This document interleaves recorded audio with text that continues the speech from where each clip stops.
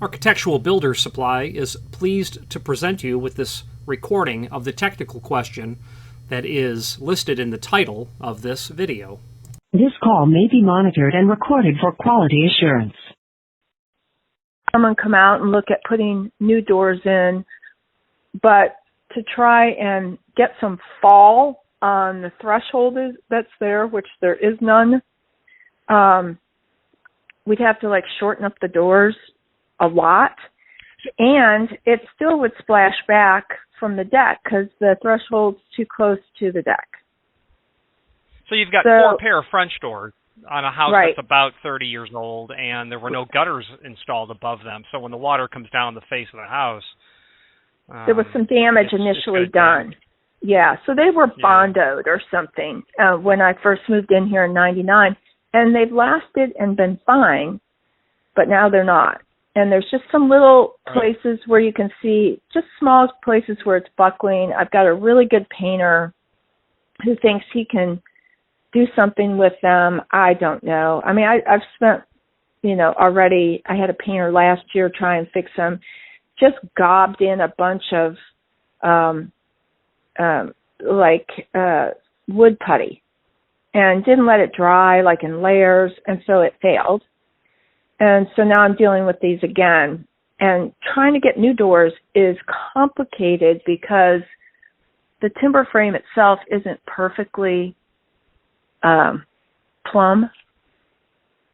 So while, and there's not a lot of room, there's just a really thin little piece of trim around where these doors go in. So I don't know if they can be easily replaced. And if I replace them, even though I have gutter up there, in a driving rain, they face four sets of them face the west. That's where all our main bad weather comes from. I'm just going to have these doors ruined anyway, So I'm trying to find something I can put over the bottom part of the bottom part of the 4 inches of these French doors that would not only help protect the door behind it after we repair it, but then that I could attach some kind of that rain shoe thing that you had on the Pembroke one I just told you about. That would, Pemco. I mean, the problem is the doors open in. So, I mean, I don't even care if I can't ever open them again. I just don't want water coming in underneath them. And I have a slider, weather stripping thing that goes underneath the door that gets attached onto the door, and the bottom is on there. But the minute you open the door, it just gets all ripped up and hosed up, and because it's just too tight of a fit. Yeah, I mean, so you can get U-shaped door bottoms, and there's a manufacturer who makes one a little bit taller. How thick are the doors? Oh, tell you. Hold on.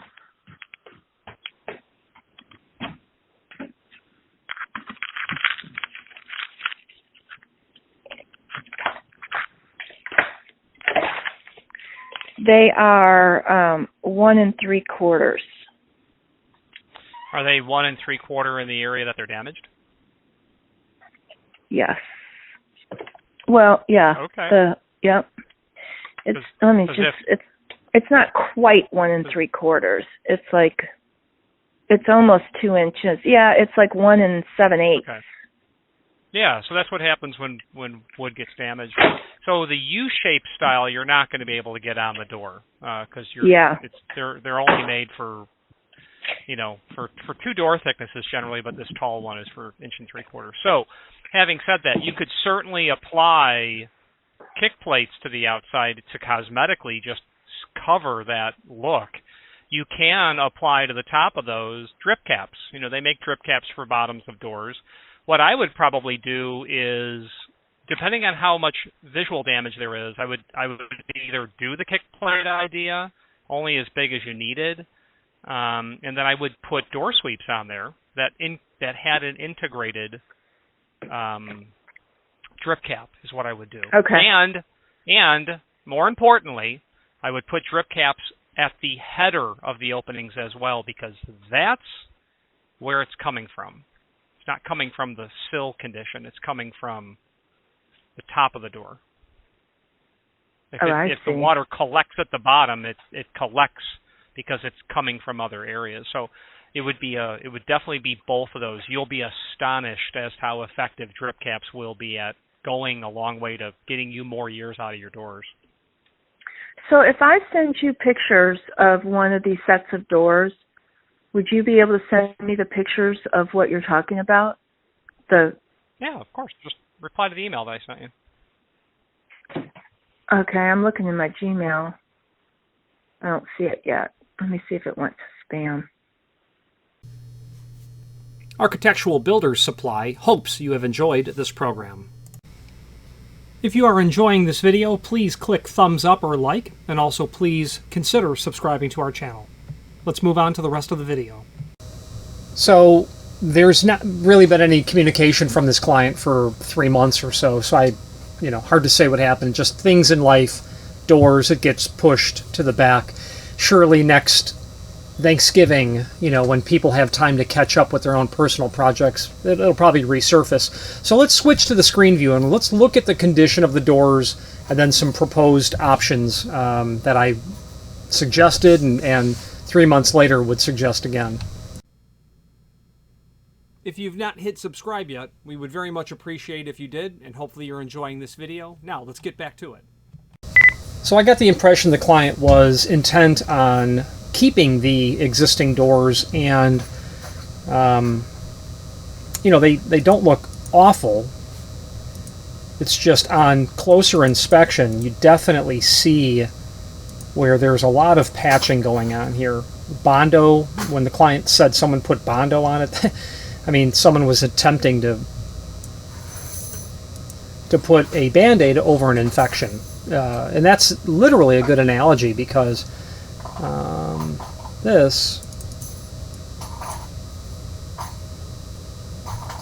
that could be a rubber boot that goes underneath the astragal. And why it's here I can't say. But that would literally go underneath the astragal and seal against the top of the threshold that you can see in here. You've got the white fin from the bottom. Then you have, this is the top of the threshold. That's a vinyl moisture barrier that's there. I'm going to show you this threshold actually. Let's do that now.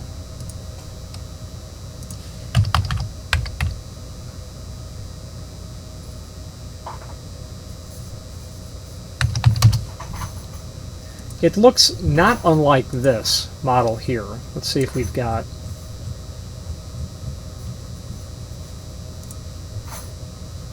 We don't.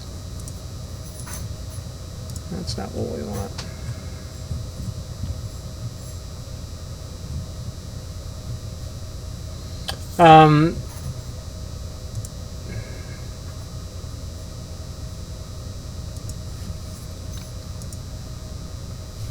Okay, this is an old video of me blabbing on about it, but this is basically what that client has.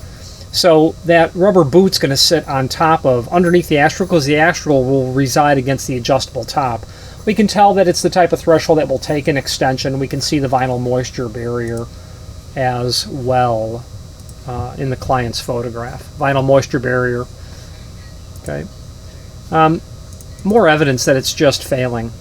The vinyl moisture barrier is not sealed all the way. Water is going to get in there.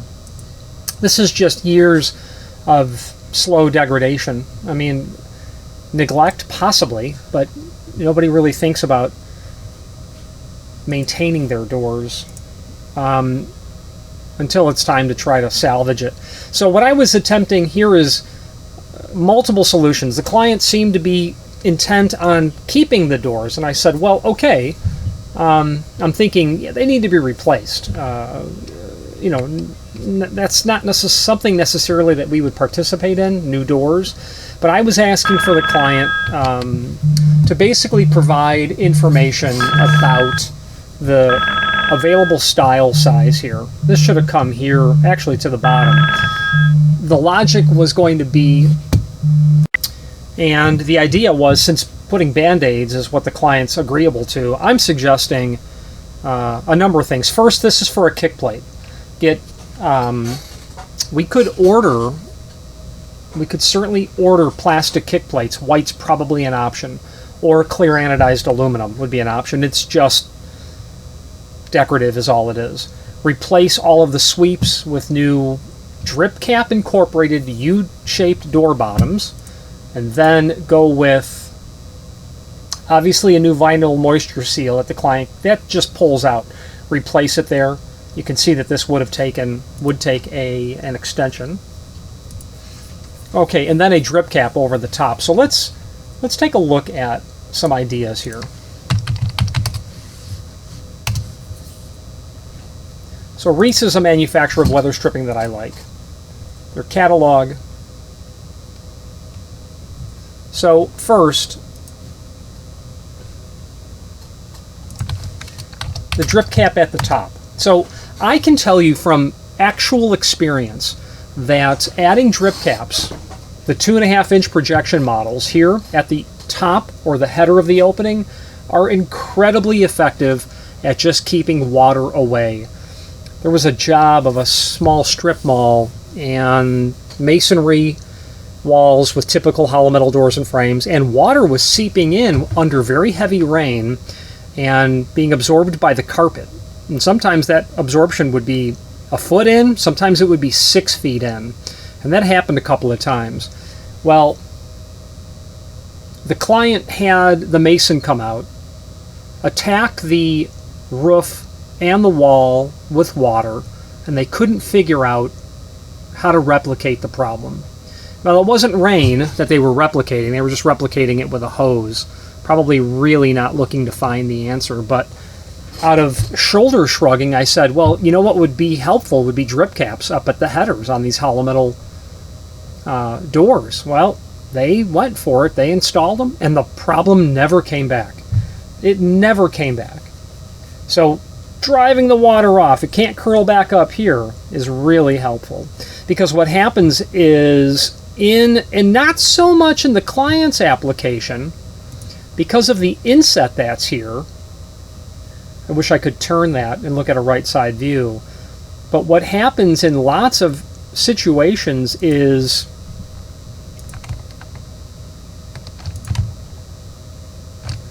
you have a header, and then you have masonry here or out to here, and the water, here's a building that's 40 feet tall. Well, all the water collects on all of this surface. All the water collects in this area of this surface area, and it just ends up right here. Well, what happens is it's coming down the face, kind of gets over here, or in an application where it's more flush, water comes down, and then it literally curls back in and then trickles down the center of the door. And that's like dropping a marble down a maze. That water is going to end up going everywhere throughout the corner of that inside core of that door. Some of it's going to end up right here. And it's going to be able to work its way in. Well, actually, the threshold is going to be more like a saddle threshold. Work its way in, pierce through the holes between the screws and where the threshold is dimpled. Anyway, it gets down here and it will seep in eventually. But you add that 2.5-inch out here, and it never gets here. It just never gets here, and that's the whole point of a drip cap. So that I would put that in because it's low-hanging fruit and it's known to be effective. Now, I would also install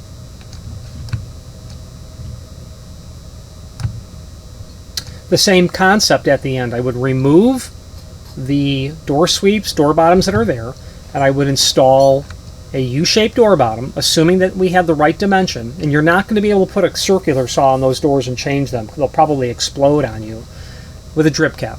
Or go with something larger, assuming that you can actually get that U-shaped channel over the door edge, because most likely the door thickness where it's damaged here is no longer 1 3/4. It's now swollen So getting that U channel over that might be a problem. You know, that very likely actually would be a problem. So you might be able to use this, and in fact, a lot of people use these tall U-shaped bottoms as a Band-Aid. If you're going to use a taller one, well, you can use the R202, or pardon me, R199. Surface mount that right on top of the door bottom. I would go so far as to use screws that have washers underneath them with a rubber insert. Silicone seal everything. Polyurethane everything. Seal it as best as possible. But these drip caps are going to be helpful to keep the water out from coming in. But the damage that you see here, that didn't come from driving horizontal rain. That probably doesn't happen very often.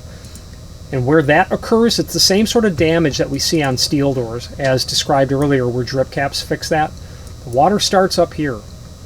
And who knows where it's actually coming from. So you've got all this surface area that rain is going to hit. Certainly down here. It'll collect and pool down here. So of all of the drops that make contact here, 100% of them hit that. But that's true for all of the drips of or driven rain that hits all of this area. It all ends up here, all of it. So this is a professional office where one could argue that a better looking facade is good for business. I did develop the opinion that kick plates are inexpensive, and it's an inexpensive way to continue to get a couple more years out of the doors, if not another 10 or 6 months, who knows. But I probably would have put kick plates on there, either white plastic or just clear aluminum, or a dark bronze aluminum to match the hardware. New door bottoms with drip caps, and then drip caps up here, maybe painted to match, whatever the case might be. That is my official recommendation. Let's wrap up this video on camera. If you've not hit subscribe yet, we would very much appreciate if you did, and hopefully you're enjoying this video. Now, let's get back to it. Regarding the links to ads that you might see in this video, we do apologize for any interruption to a smooth viewing experience, and hopefully the ads that are being presented to you are related to the base product. And if there is something, feel free to click on those and perhaps consider taking a look at what that other advertiser is promoting. Let's get back to the video. I think it's worth a try. Do those cosmetic repairs. If the doors are, and I would be inspecting the doors if I was going to put new hardware onto existing doors to make sure that the doors weren't so fatigued, failed, and compromised that it just doesn't make sense. But, if you can make it work, make it work. They don't look awful. You could possibly sand those doors, put a fresh coat of paint on them, do some sort of cosmetic repairs you can to the underlying structure, and just hope for the best.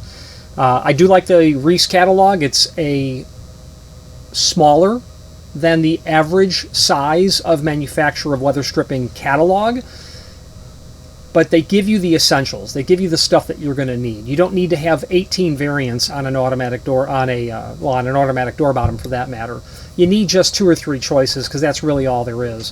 The nuanced differences between each aren't really necessary for this application, so I like Reese because of the quality, because of their customer service, their industry-leading ship times in terms of being fastest, the thickness of their aluminum extrusions, the finish on their oil rub bronze, and the fact that their catalog brevity is its stock in trade. Any questions on anything weather stripping related, please feel free to reach out to us. Thank you.